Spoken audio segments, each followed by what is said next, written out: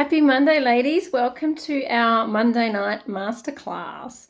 Tonight we're going to have a bit of a discussion around the management of your weight loss journey and some of the reasons why we might not always be being as successful as we want to be.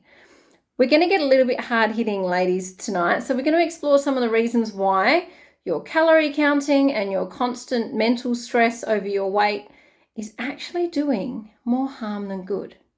But don't worry, we're going to give you some strategies to fix it. So, firstly though, I'd really love to know, so drop in the comments, how many of you actually feel like you are always watching what you eat?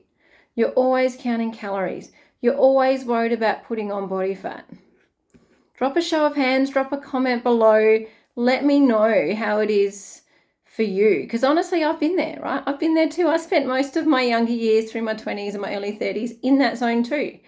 It's fatiguing, it's depressing, it's not helpful, right? And it doesn't get us any further forward. And I also want to ask you, drop in the comments as well, how long have you been doing that for? A year? 2 years? 5 years? Your entire adult life so far? Share with us in the comments. I know for some of you that this is not a new thing. It's been a part of the way you view food and the way you view yourself for such a long time. Maybe it stemmed from something that happened in childhood, or maybe it all started because you got older. As you got older, the weight just crept on until you reached a point where you just had to say no more and you decided to do something about it. So let's get to the crux of it. I'm going to give you 5 reasons tonight why your efforts to lose body fat might not be working and what you can do to fix it. So, number 1 is we're not actually counting our calories properly. This one is brutal, but the most important mistake a lot of people make. We are counting calories or following a food plan, so we think we're in the ballpark and therefore should be losing weight. How many times have you thought to yourself, I'm eating 1,200 or 1,300 calories and I'm not losing any weight? I bet some of you have been there. And depending on where you are in perimenopause or menopause, it could very well be true. But the most common thing we see and why that's not working is, honestly, ladies, because we're not tracking properly.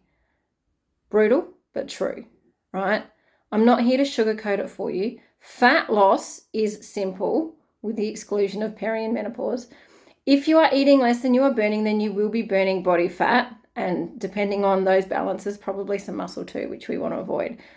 But the in and out equation is relatively simple. And quite often, when we are counting calories of everything that is going into our mouth, we actually are underestimating portions because we're not weighing our food. We forget about that extra teaspoon of butter we put on the bread. We forget about the 3 Jats crackers we stole from the kids at their afternoon snack, or the 2 sugars we put in our tea or coffee twice a day. We forget about the handful of nuts. We forget about that glass of wine after dinner. It all adds up, ladies. We forget about the peanut butter. The peanut butter is a big one, right? We think we're putting on a teaspoon when we're actually putting on a tablespoon, right? This all of it adds up. Just because you're not putting it in your tracker doesn't mean it's adding on to your body, ladies. So if you are really eating at 12 or 1,300 calories and you definitely have weight to lose, then you would actually be losing that weight, period. Yeah? End of story. So make sure that you are tracking properly. Mistake number 2, over-calculating exercise. Look, going for an hour's walk is wonderful for your body. It's great for your brain. It's great for your mind, your clarity. It's good for your muscles. It's good for your weight loss. It's good for your energy levels, and it's really good for your sleep.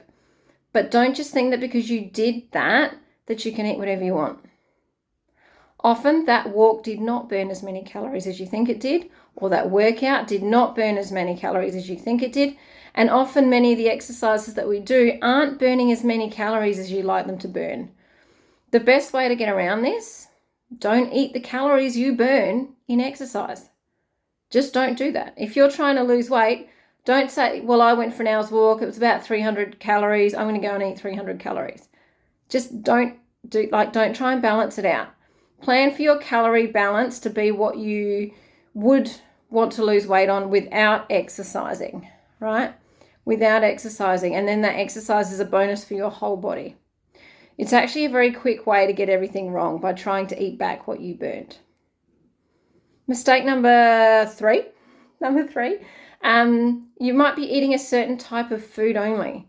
So, for example, let's talk about keto. There is a misconception that when you stick to a keto diet or you completely eliminate sugar, that you must be definitely losing weight. Now, absolutely, the elimination of processed carbohydrates and sugars will have a huge impact on your ability to burn body fat. Massive. But where this goes wrong is that you are only eliminating carbohydrates, which means you might at some point actually be increasing calories because you've swapped carbs for fats, and fats have a higher calorie component per gram. So sometimes when we think about eliminating, or if we think about going keto or low carb, do it because of the way it makes your body perform better, exist better, have more energy. Don't do it for the calorie counting. Yeah, because we can absolutely blow out with that balance of fats versus carbs. So we really do need to be aware of everything that's going in. Number 4, we've been dieting for too long. This one is a little controversial and not usually accurate for the majority of the population, to be honest, because there are many women who think that they've been eating really low calories for months and months and even years and haven't seen any results. So that must be the reason. It's generally not. It's generally because they're not tracking properly, all right? But for those people who do eat very little food, whether by choice or because they're not hungry or too busy to eat or whatever, sometimes there is a point of a broken metabolism or a lower metabolism. Not broken, it's lower. And you see, when you stay eating really low calories for a long time, your body adjusts. Your body adjusts to surviving at whatever level you give it, whether it be higher calories or lower calories. It's called metabolic adaptation. And when you eat really low calories for a long time and burn stacks of calories at the same time, and you do that for ages, your metabolism will adjust to survive on really low calories, which means increasing calories or reducing exercise is going to force your body to store fat if not done properly. Side note, there is an ability to raise your calorie intake and reduce your exercise without stacking on body fat. It's a very consistent, a very nurturing and tailored approach that I can actually help you with. So if you honestly feel like you've been eating so low for so long and need some help to get back up there, that's what I do. And the last one, 5th and final, is that you have the bright and shiny object syndrome. You are someone who likes to keep starting shreds or weight loss programs or challenges, and then you decide after a week or 2 that you haven't lost 4 or 5 kilos, so that doesn't work. Or then you see a video or an ad about an article about how to lose weight and it's different to what you have embarked on, or it's different to what you just started. Well, that must be the way, and she did that, and that must be that, and this isn't for me. You are someone who is always attracted by the prospect of something else, always thinking the grass is greener on the other side. And as a result, you never actually stick to anything long enough to see results. Ladies, this is so common. This is so common and a very real reason why your efforts are not working. If you are someone who has been trying to lose weight for a long time and nothing is sticking, this could very well be the reason. Another add-ons, probably there's a combination of these, but this is a big one. You're not tracking consistently, you're giving things a red hot go. You're never going to see those results, right? If we're not just sort of nailing down it and thinking long term. So how long should we go on something before we change? 3 months. Give something a go all in, give it a red hot go for 3 months consistently to see if it's actually working, because I bet you it will be working with 3 months. If you are thinking something's going to give you results in 2 weeks or 3 weeks or a month, you're going to be severely disappointed. Yeah. If you are honestly, truly ready to build a hormonally balanced, metabolically, brilliantly burning body, one that gets you good sleep, one that has you lots of energy, one that has you lean and reduced in body fat, you need to give it a minimum of 3 months. 6 is better.